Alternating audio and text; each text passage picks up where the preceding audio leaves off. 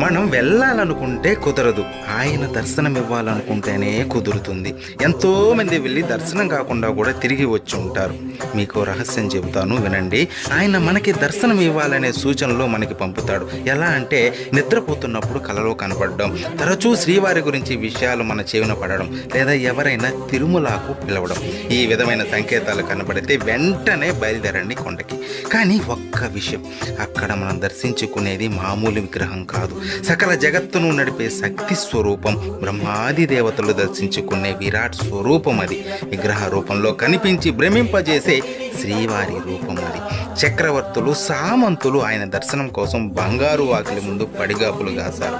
అటువంటి స్వామి దర్శనం పూర్వజన్మ సుకృతం. ఇలాంటి ఎన్నో వీడియోలు మన ఛానల్లో ఉన్నాయి.